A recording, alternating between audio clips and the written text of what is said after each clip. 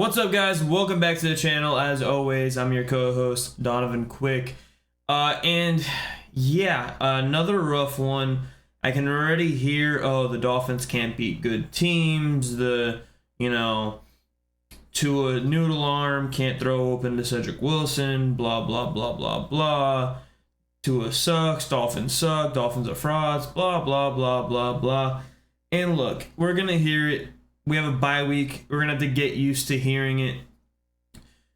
There are goods and bads from this game. The bads is mostly just like, bro, what happened with our receivers? Why did they just start dropping? I mean, Tyreek dropped 3 catchable balls. Like, Tua wasn't his most accurate self today. I will say that. There are certain passes where, like, okay, Tua, you could have thrown that better. But then there are just like if it hits you in both your hands, bro, you gotta squeeze it. You gotta make the catch. Without Tyreek's fumble 6, that this game goes from 21-14 to if we don't convert a first down there, we kick a field goal, worst case scenario, and now we're 17-14, we win. Given that dictates their drive differently and everything else. Instead of being cautious and running the ball like they did, they're probably going to be more aggressive. But still, our defense, outside of 2 drives, held them to 30 yards. They had that one drive to begin the game, went 75 yards down, scored. They didn't have more than 7 yards, or they had 7 yards between there and when they had that 95-yard drive. Those are the only 2 real drives that they did anything with. They had 50-something yards in the entire second half. They didn't score in the second half. Our defense played really well. It's just our offense, and that's one of the best defenses in the league. A lot of people, they don't think Kansas City, they don't think good defense when they think of Kansas City, but that is one of the best defenses in the NFL. And they proved why today. Their pass rush is no joke. There's a few times where they threw someone off the edge. Armstead couldn't get over. The Tua goes to step up in the pocket. But then we have someone that gets by, either Robert Jones, Lester Cotton. I'm not even sure. I think Eichenberg ended up at left guard towards the end of the game. And yeah, it wasn't. He couldn't step up. There was no room to step up.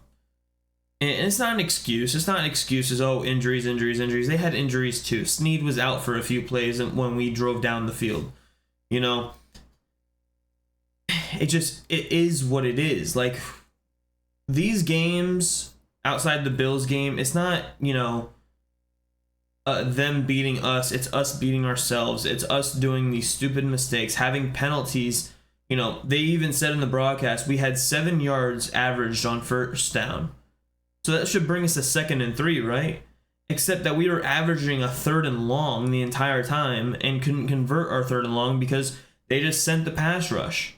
And they sent the pass rush with their linebackers back. So it was kind of there is a formula to slow us down, not necessarily to beat us.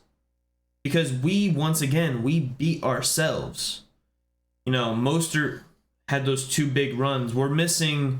Craycraft blocking on the outside is absolutely dominant. We were hoping we can kind of substitute that with Claypool's, but Claypool got beat on almost every block he had out there.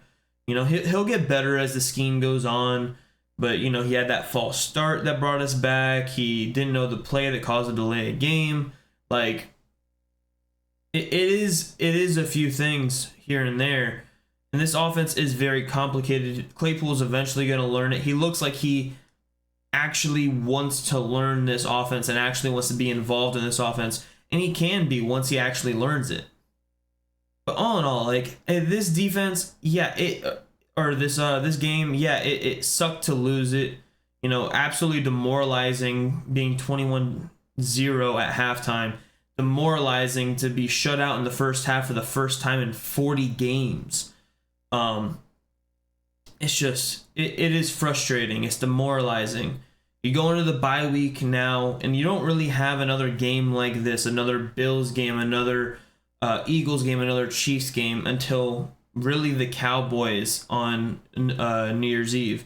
and then we finish off the year with the Cowboys, Ravens, and Bills. Like, so until those last 3 games, we need to just step it up, beat the Jets twice. We have the Commanders, the Raiders, someone else in there, and all winnable games before we get to the Cowboys, Ravens, Bills finale. And that's going to be a rough 3-game stretch there. Look, 6-3 at the bye. You know, I kind of, you know, when I was going over my checklist, I had marked this one as a win because it was in Germany. I was wrong. I marked the other 2 as losses, the other 2 that we lost.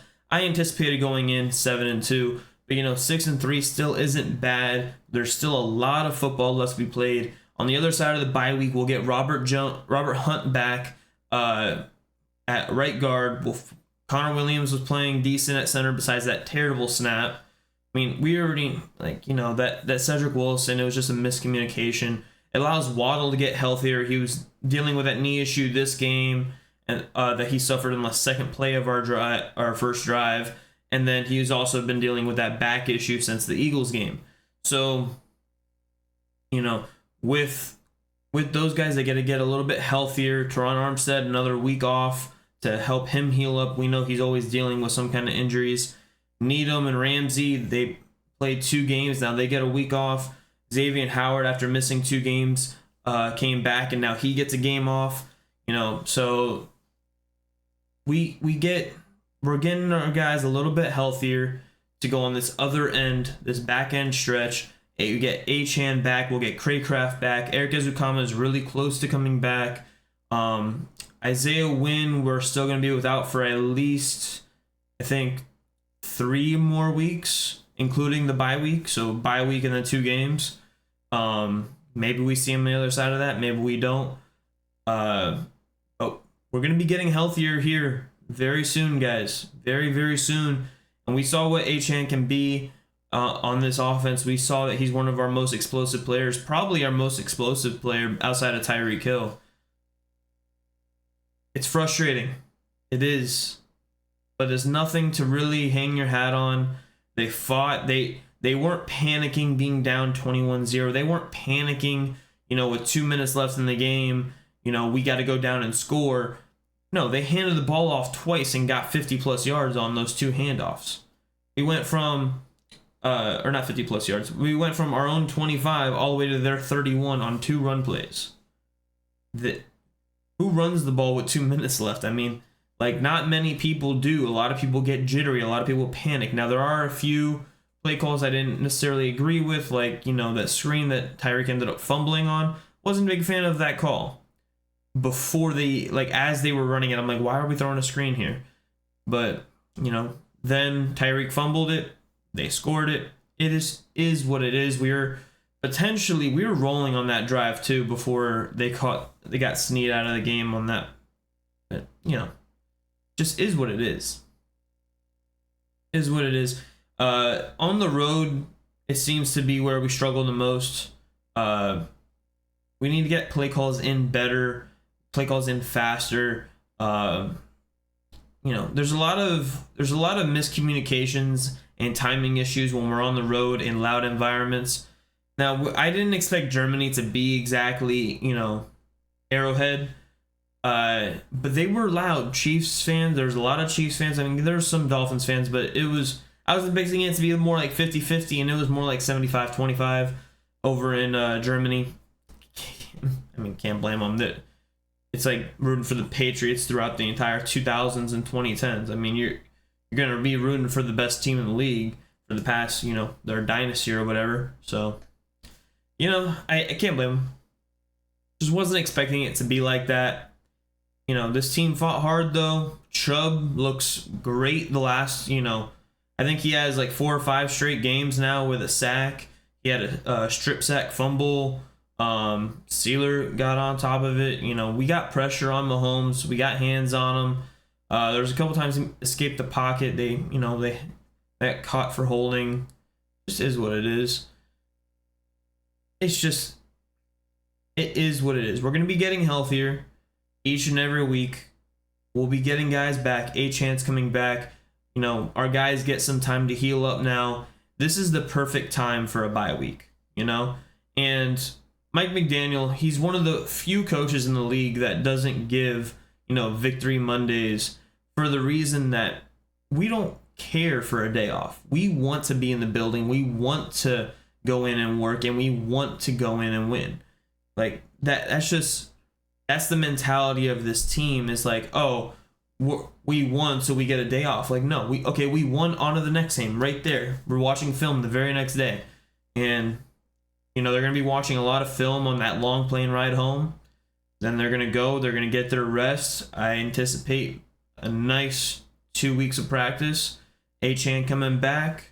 You know, Armstead's back. Robert Hunt's going to be coming back. Who knows who plays left guard? If it's Lester Cotton, Rob Jones, he went down today. We'll see if he comes back. If it's going to be Lester Cotton. Demoralizing, frustrating, but not the end of the world. This team is not fraudulent. This team will continue to fight. And we'll really see if they're contenders the last 3 weeks of the season. Thank y'all. Have a good one.